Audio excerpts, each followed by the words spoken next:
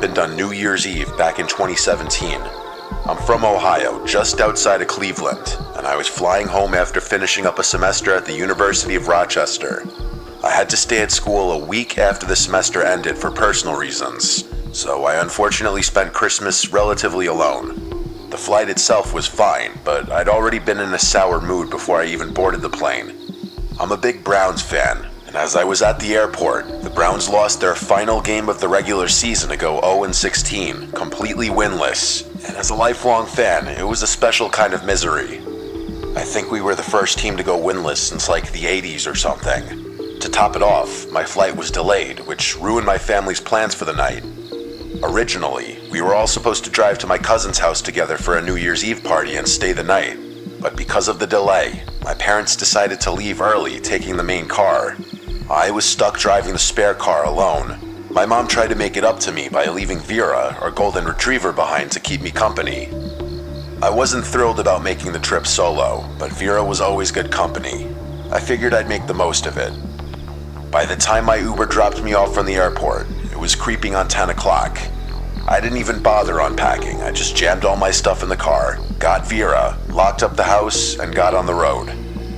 The drive itself wasn't anything special, just miles of Ohio backroads winding through empty fields and patches of forest. There wasn't much snow on the grounds, just a light dusting, which was nice since I hated driving in the snow. It was pitch black dark though. The only light came from my headlights and the occasional farmhouse with its porch light glowing faintly in the distance. About halfway into the trip, Vera started whining. At first, I thought she just wanted attention, but then she stood up, pacing in the passenger seat. That's when I realized she needed to go to the bathroom. I groaned, knowing there wasn't much else I could do but pull over. The next clearing I came across was small, barely enough space for the car, but it would have to do. I remembered noting to myself how dark it really was out there. If not for the patches of white snow here and there, I probably wouldn't have been able to see into the woods at all. I jammed my hands in my pockets and tried my best not to freeze to death. Vera didn't seem to care about the cold or the darkness. Classic golden retriever. I let her out, not even bothering to leash her. She sniffed around the edge of the trees, taking her sweet time. She didn't wander far, just enough to do her business. And that's when I heard it. All of a sudden, a loud crashing sound echoed from somewhere in the woods. It wasn't just a branch breaking. It was heavier and deliberate, like someone or something was moving through the trees. I literally jumped from how loud it was. Imagine a grown man sprinting through the forest. That's genuinely what it sounded like. I scanned the darkness, squinting to make out anything, but it was too dark to see beyond the first few trees. Before I could react, Vera bolted directly into the woods. It was some worst nightmare type stuff, I'm telling you. She disappeared into the trees, and I lost sight of her in mere seconds. I yelled her name over and over, but she didn't come back. At that point, my heart was racing, and it started getting hard to breathe. The cold didn't help matters. I couldn't leave her out there, that wasn't an option. Without thinking, I ran into the woods blindly, yelling for her to come back. I didn't want to think about what she was chasing after, so I just ran, letting the adrenaline take over. The only light to aid me was my dim phone flashlight and the thin layer of snow on the ground. It was so dark I was practically running into the trees. I kept running, praying I'd find her before she caught up to whatever was in there. I ran until my lungs gave out from the cold, forcing me to take a break. After nearly falling over from exhaustion, I leaned up against a tree and felt myself about to break down. I honestly didn't know what to do. Then finally, I saw her. She was crouched low and shivering, walking slowly toward me. Her tail was tucked tightly between her legs. I had never seen her like that before. I dropped to my knees and embraced her. Relief flooded through me. She pressed against me and I could feel her body trembling. Something had terrified her. That's when I snapped back to reality and realized how serious the situation was. We were still in the middle of the woods, and there was still something out there. I sprung up from my position and told Vera to follow me. This time she obeyed and stuck by my side like her life depended on it. We started back to the car, but I had no idea if I was going the right way. As if things weren't bad enough, I damn near jumped out of my skin when I heard crashing from behind me. I didn't think, I just started running. Vera darted ahead of me and I followed her, praying I didn't trip. The crashing sound didn't stop this time. It seemed like it was following us. I can't even tell you how scared I was in that moment. I genuinely felt like I was going to die. By some miracle, Vera led me straight back to the car, and I practically threw her inside before slamming the door shut. As I was jumping in the driver's seat, I glanced back towards the woods, and my stomach dropped. There were 3 figures standing at the edge of the woods, watching us. I jammed the keys in the ignition and floored it out of there. I didn't stop, I didn't even slow down. I was still in shock. It wasn't until I'd driven a few miles that I noticed Vera was bleeding. I started panicking as I realized there was a cut just below her shoulder blade. Someone had stabbed her. I slammed on the brakes and ran around the car to the trunk. My mom always kept a first aid kit in every car, and for once, her insistence on being overly prepared paid off. I cleaned Vera's cut as best I could and wrapped it in gauze.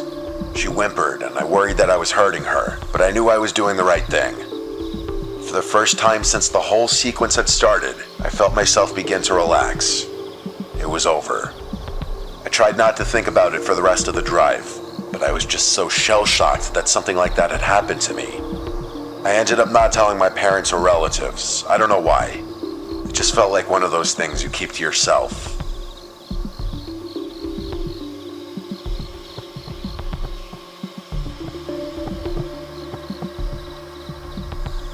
What I'm about to tell you is something I still think about often, especially during this time of year.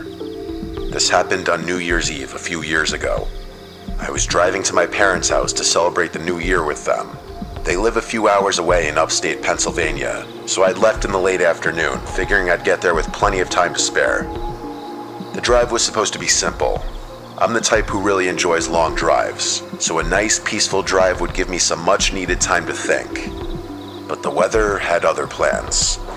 The snow started falling about an hour into my drive. At first it was light, just flurries dusting the windshield. Nothing to worry about. I thought the snowfall was actually quite pretty, but I'm pretty sure I jinxed myself. The further I drove, the harder the snow came down. It just kept falling and falling until I was literally in the middle of an honest-to-God blizzard. The highway turned slick and visibility dropped to almost nothing. My car, a little sedan, isn't exactly great in snow, so when the tires started slipping on even the smallest hills, I knew I had to pull over. There was no point in risking my life. It was my own fault for not planning out the drive better. I found a spot on the shoulder, far enough off the road to avoid passing cars, not that there were many. I texted my parents about my situation, and they seemed worried sick. I tried to reassure them that everything would be okay, but I honestly wasn't too sure about that myself. I figured I'd wait out the worst of the storm, hoping it would just ease up, but the snow didn't let up. In fact, it only seemed to get worse from that point. It just kept coming, piling up around the car and on the road ahead. After an hour or so, it became clear I wasn't going anywhere that night. My dad offered to try and get out to me, but I told him that that was a death wish. I told him that if the snow didn't let up, I'd call the police, which he begrudgingly accepted as a decent solution. I really didn't want to call the police, and I didn't have AAA either, so that wasn't an option. I told myself the storm would have to let up eventually, and I decided that if it didn't by the time I got tired, I'd call the police. The thought of spending the night in the car made me uneasy. I didn't want to run out of gas trying to keep warm, and I was worried about killing the battery if I kept the lights or heat on too long. I sat there, turning the engine on and off every so often, trying to conserve what I could. The wind howled outside. I was starting to feel the weight of the isolation when I looked at my rear view and saw headlights cutting through the storm from behind me. I literally wanted to jump for joy. A snowplow pulled up beside me. I was saved. I rolled down the window as the driver leaned out of his. He was an older guy, maybe in his late 50s. He looked nice. He was wearing a thick jacket and had a black knit hat that was pulled down over his ears. I remember thinking his face was really wrinkly, if that makes sense. It looked weathered, like he had spent decades in harsh conditions. I expected him to say something, but he just stared at me for what seemed like an unusual amount of time. Eventually, he spoke, asking me if I was okay. He had a really gruff voice, definitely a smoker, and it was honestly kind of off-putting. I told him that I didn't think my car could handle the conditions, trying to be friendly but also keep my voice steady. He nodded, saying that I wouldn't get far in a storm like this, especially with the car I had. He paused for a few moments, as if he were considering what to say. I watched his eyes scan my back seat, like he was looking for something. I was just about to respond when he offered to give me a ride. I hesitated. I didn't know him, and yeah, he seemed a little strange, but he struck me as a genuine guy. Plus, staying put with my car all night would have been stupid. I asked him if he could drive me to where I was going, and he said it would be no problem. I then asked him what I should do about my car, to which he shrugged his shoulders and said, "Leave it." After a moment, I agreed. I grabbed my bag and climbed into the cab of the plow. At first, the warmth was comforting. I felt the tension in my shoulders start to ease as I settled into the seat.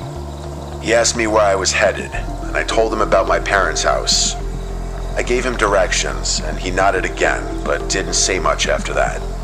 The silence wasn't awkward, but as the minutes passed, I started to feel more and more uncomfortable. That's when I noticed something odd.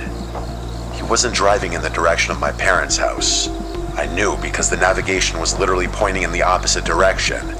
I mean, we were on a local highway. There were only 2 ways to go.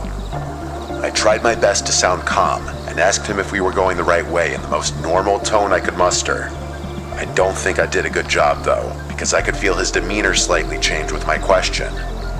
Without looking at me, he told me we were taking a short detour and that the back roads would be better than the highway. I didn't know the area well enough to argue, but something about the way he said it made my stomach twist. We drove a little longer, and he did in fact get off the highway and start driving along some back road. At least the GPS said we were heading in the right direction. So I thought I was just being paranoid. Something in my gut was still telling me he was off though, so I started looking around the cab more closely. There were red flags everywhere. Empty liquor bottles rolled on the floor near his feet. There were torn up maps stuffed into the side pockets. I caught a glimpse of a knife wedged between the seats. I felt my heart start pounding. You know that feeling where your heart just starts beating like crazy and you're worried other people can hear it? That's what was happening to me. By that time, I was also positive we weren't going the right way. The GPS kept recalibrating because he missed turn after turn, not even looking at it. I was panicking. As we continued driving, I spotted a house in the distance. It was the only one I'd seen for miles. I had to act. It felt like a lifeline. I waited until we got closer, took a deep breath, grabbed the door handle, and then kicked the door open as hard as I could. The cold air hit me like a slap, but I didn't stop. I slammed into the ground and felt my leg flare up with pain. I didn't care though. I got to my feet and started running toward the house. The man shouted something at me, and I glanced back to see him fumbling for something in the glove box, probably going for a gun for all I knew. I didn't look back again. I sprinted through the snow, trying not to slip until I reached the house. I pounded on the door, screaming for help. A man and woman opened it, and they basically pulled me inside. I collapsed onto the floor, trying to catch my breath. I told them what had just happened, and they didn't ask questions. They just called the police. By the time the cops arrived, the snowplow was gone. They said they'd keep an eye out and search the area, but in that storm, finding him was unlikely. They offered to give me a ride to my parents' house, and even helped me call someone to tow my car. I was beyond grateful. My dad was furious once he found out, and I haven't driven in the snow since. I always think about what might have happened had I not jumped out of the car when I did.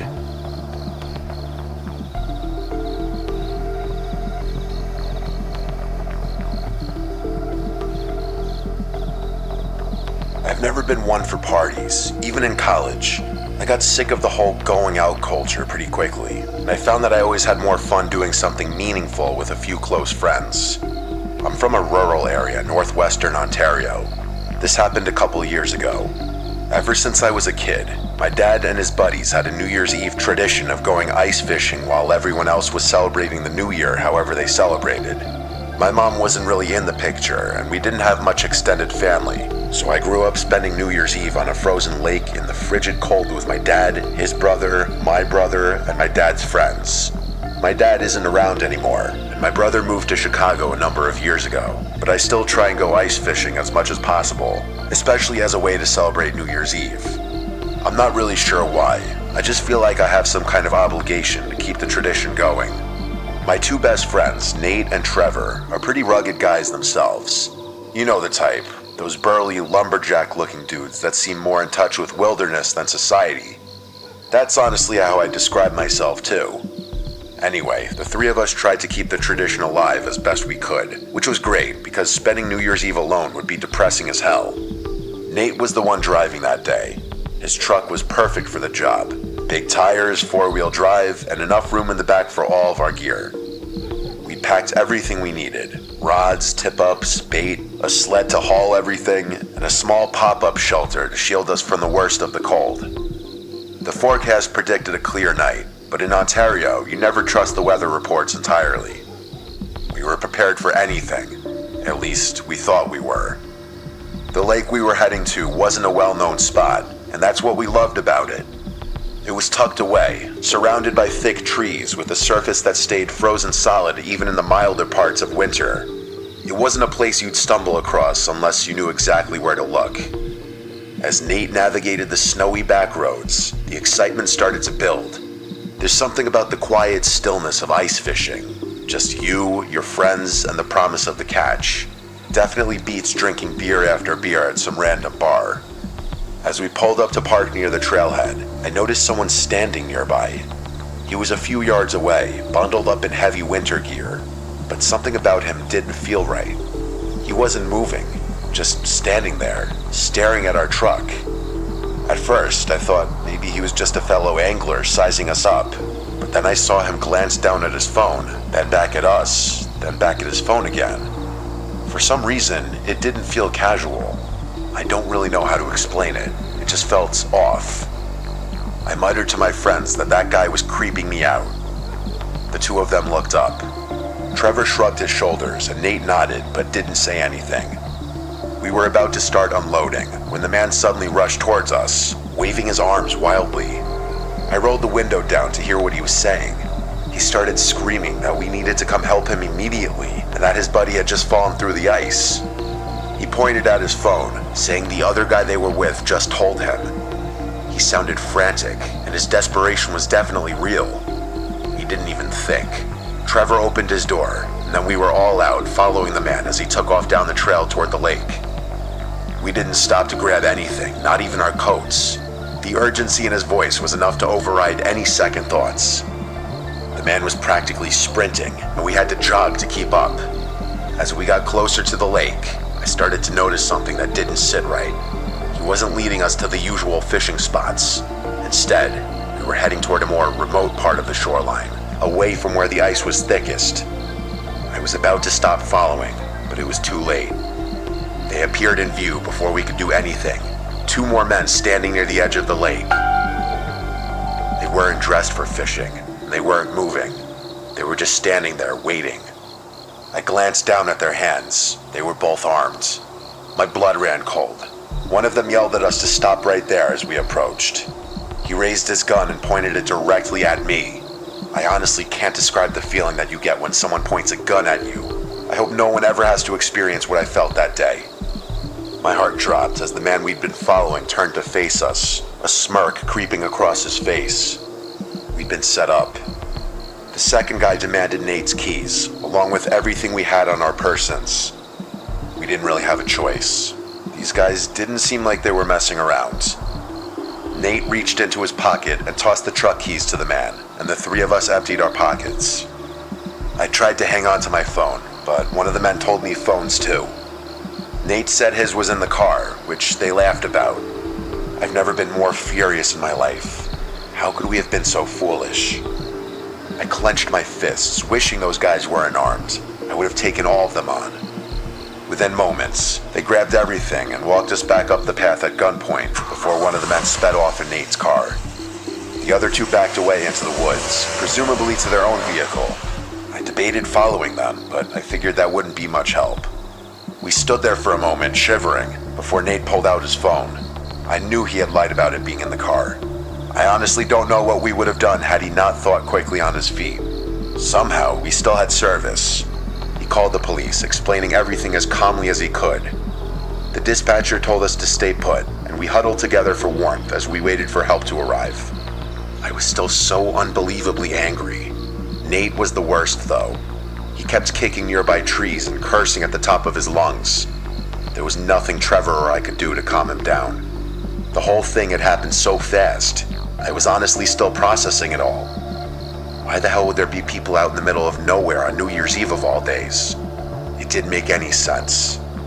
I'll skip all the boring details. The cops took an official report and were gracious enough to drive us all back to Trevor's house, which was the closest. As you might expect, Nate's car was never located, and those people were never caught.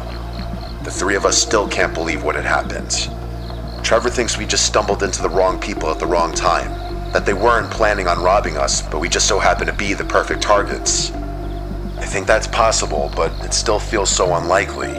Who just springs a trap on some random people in the spur of the moment?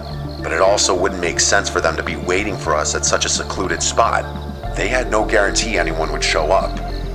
I really have no idea what to make of this whole incident.